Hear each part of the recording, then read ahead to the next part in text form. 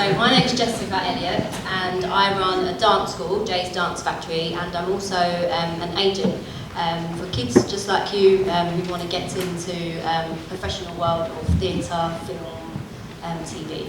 My name's Omar. 6'2" was a company I set up when I was 18. So I came out of college and went straight into setting up my own company because I felt like my passion was directly in that. So I'm a creative myself, so I design, I make websites, apps, a lot of different products and kind of put them out to like the App Store and then work with different clients and create theirs as well.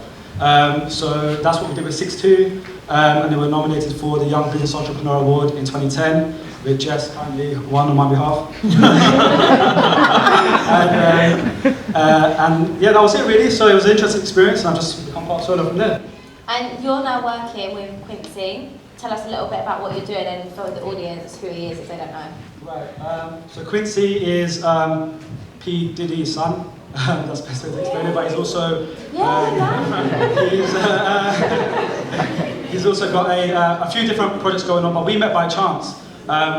This is a funny story for you guys. I guessed his email address. So basically, I wanted to get in touch with him because I had a few ideas for something he was launching, and I was just kind of browsing around, couldn't get directly in touch with him, but I figured out what his email might be, and I found a little loophole in Google.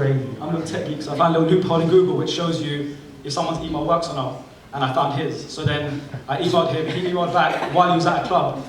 I know. You're saying to me on your case now. I'm trying to email David Beckham today. It works. You'd be surprised at how many people's emails I've got. And so he replied back and said, let's talk, and then we spoke from there. This is his watch line. So he's got a watch line coming up called Chalk. And then he invited me onto the project to actually work as a creative designer. So I'm now working on the whole kind of visual appearance, the product design, the website of it. We just met last week as well while he was in London, and we're working on a crazy new idea. So yeah, it's interesting. And again, it's just young people with creative visions, come from two different parts of the world and connecting, so yeah. And I basically work with Spirit of London as one of the, I guess, developers from the first ever Spirit of London Awards. And I also do music, so singer-songwriter with Elliott, used to be Simon Cowell's boss. Modeling and a bit of acting, but my main passion is music. And now some of your students are in Lion King. Yes. In the West End. That must be amazing. That's amazing for you. Yeah, it is amazing.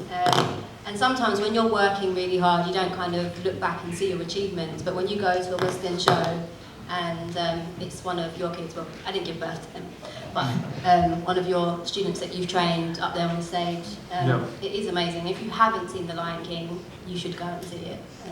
Not just because my kids are in it, but it is a good show.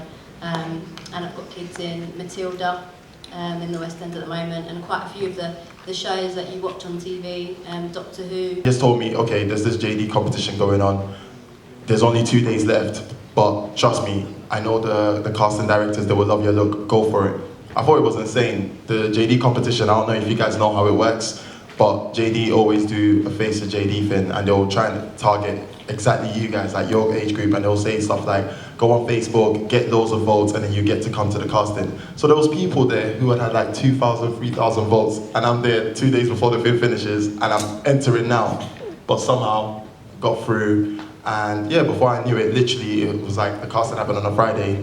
By Saturday morning, there was a car picking us up and taking us to the shoot, and then by Sunday, it was already in like Rewind magazine, and before I knew it, by Monday, I'd already started seeing it in like West End and getting everyone sending pictures like, yo. Yeah, it was really cool. It was an amazing experience. And we got to travel to Portugal as well. Wow. And do some shoots out there, so yeah. And some discounts, yes.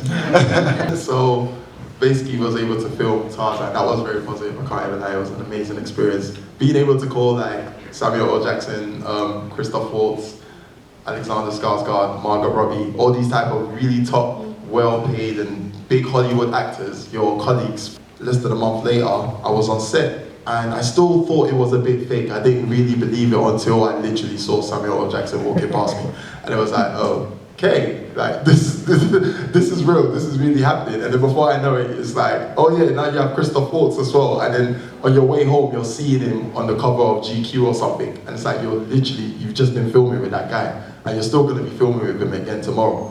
And like, yeah, it was an amazing experience. It should be coming out in 2016, but yeah, it's it's all been a blessing, to be honest.